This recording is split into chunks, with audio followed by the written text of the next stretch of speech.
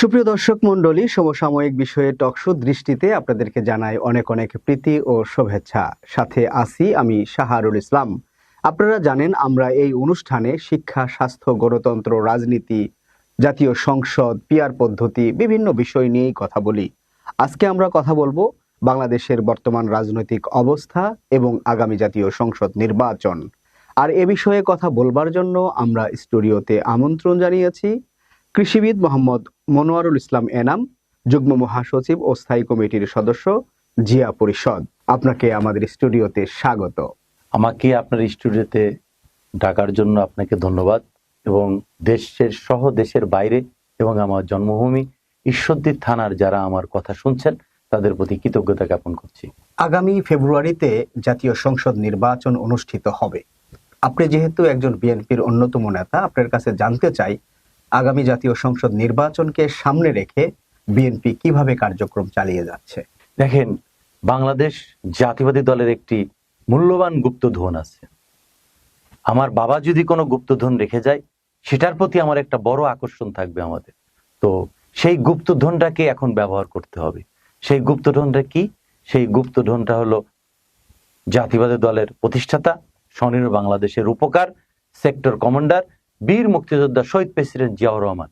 তার সততা, তার দেশপ্রেম, তার আদর্শ আজকে বাংলাদেশের টেকনাফ থেকে তেতুলিয়া, পঞ্চগড় থেকে পাথুরিয়া, সারা বাংলাদেশের মানুষ শহীদ প্রেসিডেন্ট জিয়াউর রহমানকে অন্তর থেকে ভালোবাসে, শ্রদ্ধা করে।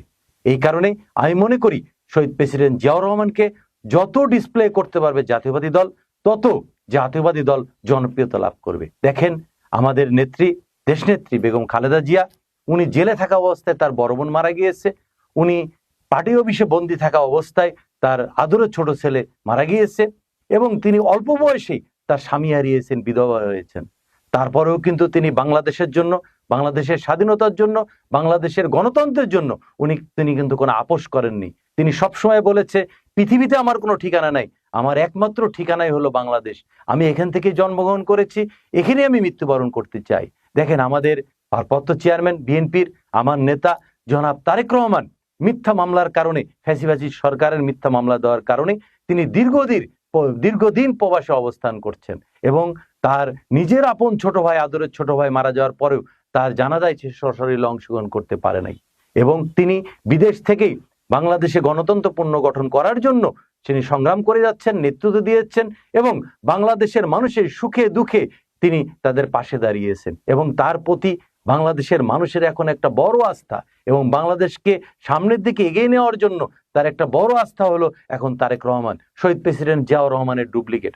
আমরা মনে করি আগামী দিনে জাতীয়বাদী দলের নেতৃত্বে ইনশাআল্লাহ সরকার গঠন হবে এবং বাংলাদেশের আমাদের বিএনপির ভারপ্রাপ্ত চেয়ারম্যান জনাব তারেক রহমান, তার নেতৃত্বে বাংলাদেশ আগামী দিনে আরো সামনের দিকে এগিয়ে যাবে। আপনি জিয়া পরিষদের অত্যন্ত জনপ্রিয় একজন নেতা, সেই সাথে জাতীয়তাবাদী কৃষিবিদদের যে সংগঠন